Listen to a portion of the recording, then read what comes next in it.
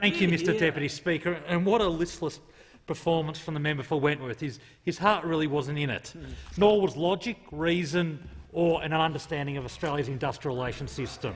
But anyway, he's a good fellow other than those key failings. I'm keen to make a contribution to the Fair Work Amendment's so-called Supporting Australia's Jobs and Economic Recovery Bill 2020, because you have to start with the title, Mr Deputy Speaker, which is intentionally misleading by this Orwellian government. I guarantee you, Mr Deputy Speaker, if a slogan like Supporting Australia's Jobs and Economic Recovery is in the title of a bill by this government, it is intending to do the opposite. And this is what this bill does. It achieves the opposite, because what it is about further undermining Australia's industrial relations system, further undermining the ability of workers in this country to bargain collectively to achieve an outcome that's good for workers and their employer.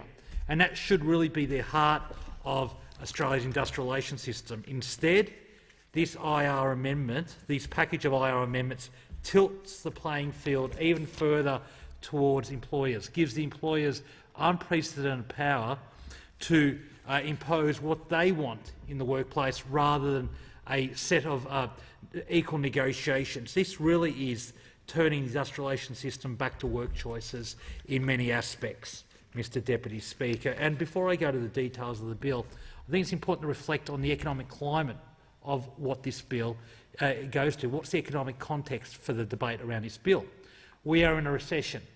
We're in a recession of unprecedented proportions, unprecedented since the Great Depression.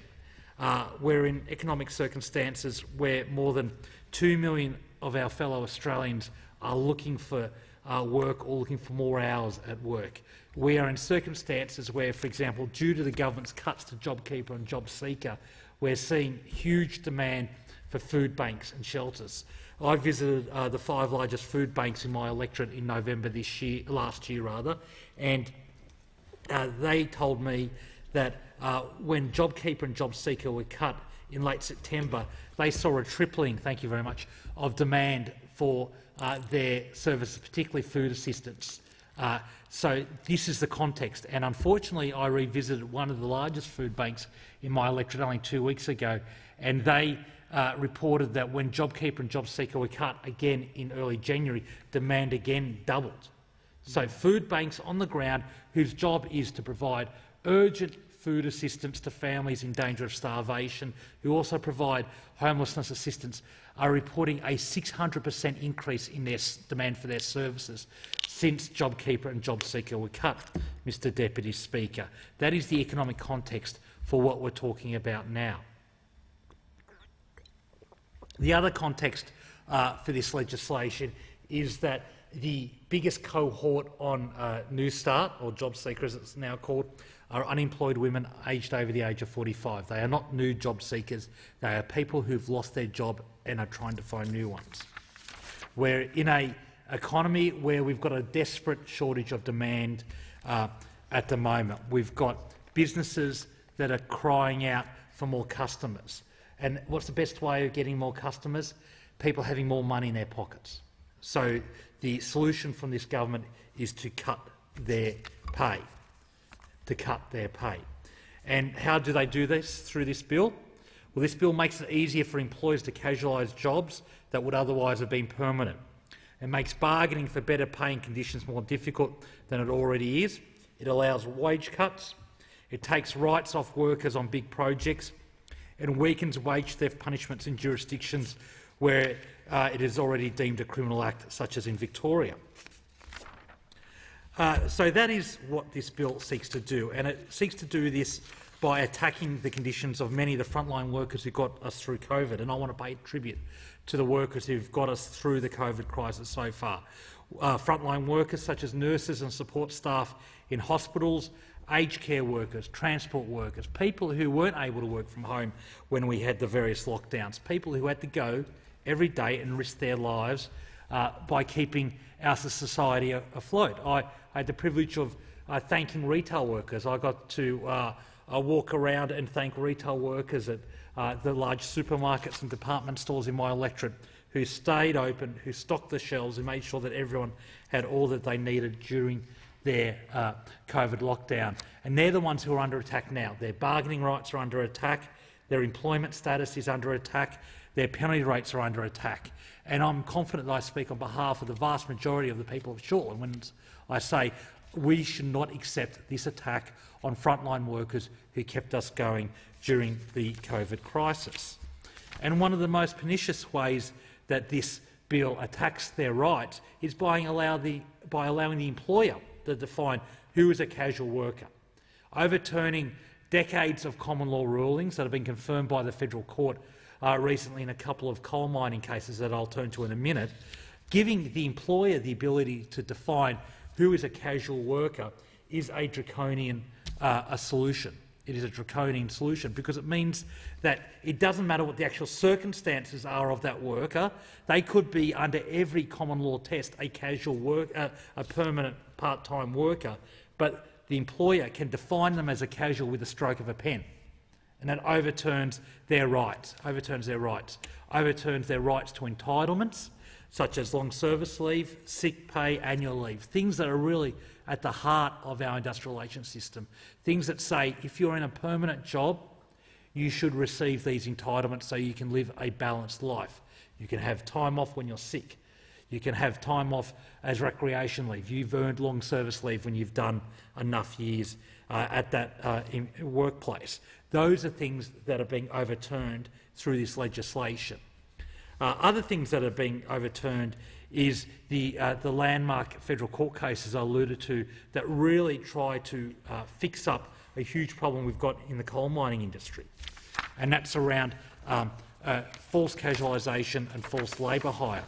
This is cases where, for example, the WorkPack case, where the federal court ruled that if an employee has a predictable schedule, if they're receiving their shifts up to a year in advance, as was one of the cases, they're not a casual worker. They're not on call and they don't know tomorrow what hours they're going to work. They know in a year in advance what shifts they're going to work. But because of the cancer of labour hire in the coal mining industry, these workers have all the obligation of permanent workers, i.e. you've got to turn up in 3 months' time to do this certain shift, but you've got none of the benefits in terms of hire, in terms of entitlements like long service leave, annual leave and sick pay. So you've got all the obligations but none of the benefits such as those entitlements. And to make matters worse, these workers don't even get higher pay, which some people claim casual workers would get in these circumstances. So in this particular instance in the coal mining industry, we've got workers who are labour hire workers working on predictable shifts, often a year in advance, working next to a permanent coal miner employed directly by the coal mining company, doing exactly the same job. But the labour hire worker receives pay, often half that of the permanent worker, but they don't get long service leave, they don't get annual leave, they don't get sick leave. These workers are hugely discriminated against in the workplace. These workers are really seen being undermined in their conditions, and it's a cancer that is destroying good-paying jobs in the coal mining industry in my region, the Hunter Valley, and in the Bowen Basin in Queensland. This is what I find most galling about the culture war being engaged upon by members of the coalition, people like the member for New England and the member for Dawson and the rest of their ilk who profess a love for coal miners. They don't love coal miners, they love coal mining companies, Mr Deputy Speaker. That's exactly right. Because if they love coal miners, they'd be voting against this legislation. If they love coal miners, they'd be talking about the scourge of black lung returning to the coal mining industry. If they love coal miners, they'd be with me and my Labor colleagues every year at the annual Miners' Memorial Day at Cessnock that commemorates the over 1,800 men, women and children, some as young as 11 and as old as in their mid-80s, who've died mining coal in this country. That is how you demonstrate a commitment to coal miners in this country, by fighting to improve their conditions, by commemorating their sacrifice and fighting to improve safety in the workplace for those workers. Instead, those on the other side, particularly the member for New England, who prides himself with his virtual love affair for coal miners, doesn't care about that. All he cares about is maximising the profits for his mates in the coal mine industry, companies like Whitehaven Coal, where Mark Vaile, former leader of the National Party, is very prominent, and other companies like Gina Rinehart's, who happened to take the member for New England on a lovely trip to a lovely wedding in India on her private jet. But anyway, I digress. I digress by talking about the member for New England's love affair with coal mining companies and not coal miners. But that demonstrates the inconsistency and the empty rhetoric of those opposite. Another poor aspect of this bill is what it actually does to casuals on the right to convert to permanent part-time work.